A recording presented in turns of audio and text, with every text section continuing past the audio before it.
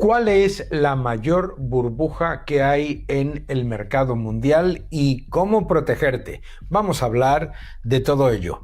La mayor burbuja y además con gran diferencia.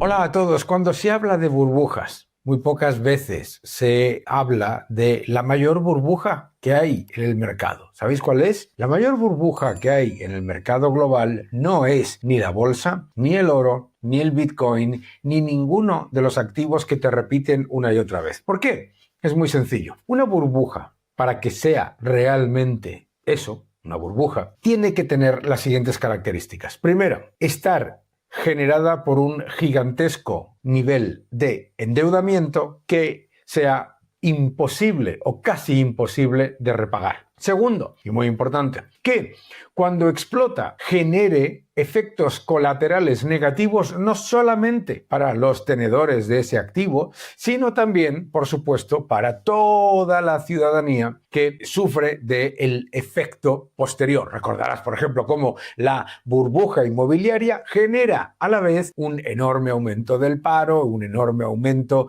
de la dificultad para los ciudadanos en general de llevar a cabo su proyecto, incluso si no están afectados por esa burbuja inmobiliaria. Bien, endeudamiento y efecto colateral. Por lo tanto, os voy a mostrar en un minuto cuál es la mayor burbuja con mucha diferencia que existe en el mercado actualmente. Acompáñame. Efectivamente, la burbuja más grande que hay ahora mismo en el mercado, aquí podéis ver en esta pantalla de Bloomberg, es la deuda soberana de los estados desarrollados. Lo que ha ocurrido en los últimos años no tiene nombre. Los estados desarrollados, acostumbrados a ser precisamente los que tenían mayor calidad crediticia y mayor capacidad de ser un activo de reserva para el mundo, han sobrepasado todos los límites. El límite económico, el límite fiscal y el límite inflacionario.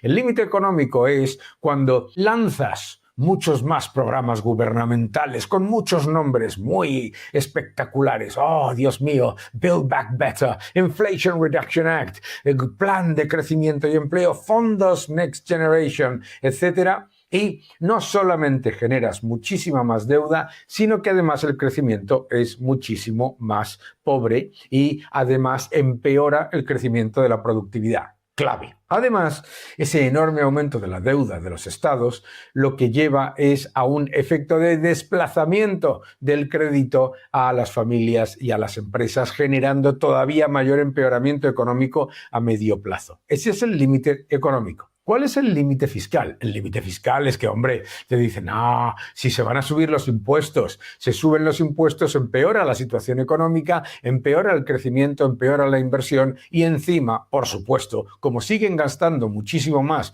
de lo que ingresan, no se controla el déficit, no se elimina el déficit y no se reducen los enormes gastos por intereses de la deuda, llevando a que muchos estados se encuentren con un nivel de endeudamiento absolutamente imposible de sostener. Y el límite inflacionario. ¿Qué significa el límite inflacionario? Hombre, pues significa que la pérdida de confianza en la moneda que estos estados emiten, que es la deuda soberana como nosotros la conocemos, es la emisión de moneda, ¿no? La moneda fiduciaria es deuda. Entonces, ¿qué es lo que pasa? La pérdida de confianza en esa moneda genera, además, un gran problema de inflación persistente. Bien, ¿dónde tenemos los ejemplos más claros? El ejemplo más claro lo tenemos en Francia. En Francia, fijaos si hay una burbuja que tienes que ir a niveles de 30 años para generar rentabilidad económica real si te crees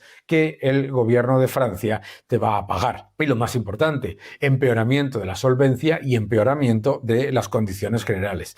Vemos como, por ejemplo, En todas estas curvas hay otro ejemplo paradigmático, completa y absolutamente paradigmático, el del Reino Unido. El Reino Unido nos muestra la evidencia empírica de cómo se destruye una economía potente con una política constante de destruir al sector privado con políticas mal llamadas medioambientales, el net zero, etcétera, etcétera, y a la vez se destruye también la solvencia de las cuentas públicas subiendo los impuestos y aumentando constantemente el gasto. Y lo que te dicen las curvas de los bonos de los países desarrollados, Reino Unido y Francia en particular, es que es una burbuja porque además te están dando cada vez menor rentabilidad económica real al prestarles comparado con su solvencia y comparado con la inflación que estos mismos gobiernos generan. Otro ejemplo paradigmático, por supuesto, no nos lo podemos olvidar, es el de Japón. El de Japón que nos ha demostrado tantas veces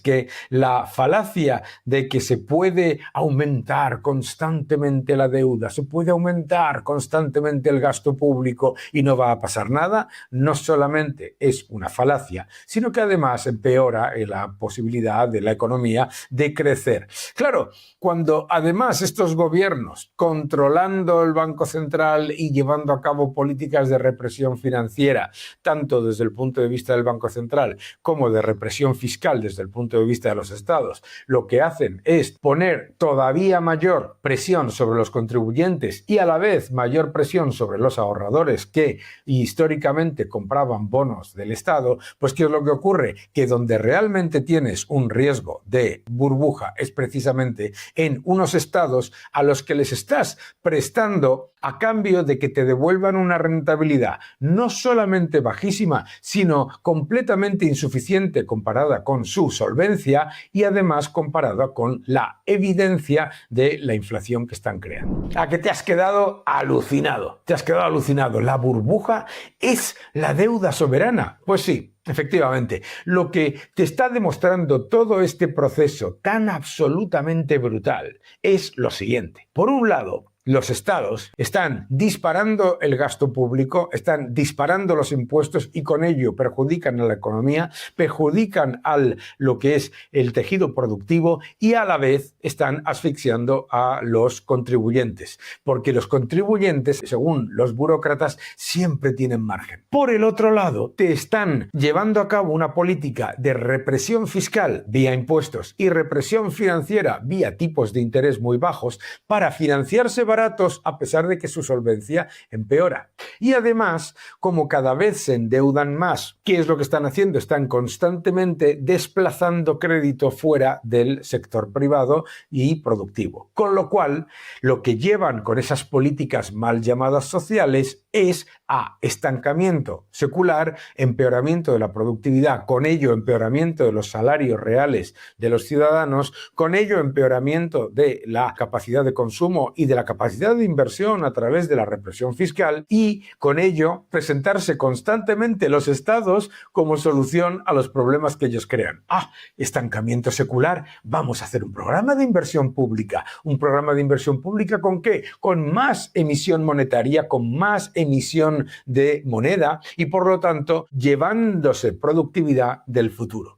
Esa es la realidad. El nuevo orden económico mundial, ya en tercera edición, no te lo pierdas, el nuevo orden económico mundial, te va a gustar. ¿Qué es lo que pasa ahora? Lo que pasa es que Japón, Reino Unido, Francia, Estados Unidos se han dado cuenta de que los bancos centrales del resto del mundo ya no quieren su deuda como el activo para darles solvencia y para darles rentabilidad económica real. Y han sobrepasado todos los límites. Ahora resulta que a pesar de que baje los tipos de interés el Banco Central Europeo, la rentabilidad exigida de los bonos de los países de la eurozona ha ido subiendo. A pesar de la bajada de tipos. A pesar de la bajada de tipos del Banco de Japón, la rentabilidad exigida a los bonos de largo plazo de Japón ha subido. Esa es la evidencia de lo que es un default, un impago implícito. Mayor rentabilidad exigida, mayor riesgo de inflación persistente es la evidencia, la manifestación del riesgo de impago implícito en esa deuda. Te dicen, hombre, pero ninguno de esos estados va a quebrar, porque esos estados no van a quebrar. No, no van a quebrar, te van a pagar. Te van a pagar esa deuda en una moneda que cada vez vale menos y con una rentabilidad cada vez menor. Es decir, les estás dando dinero por prestarles. Esa es la mayor burbuja que hay ahora mismo en el mercado. Que no te engañen.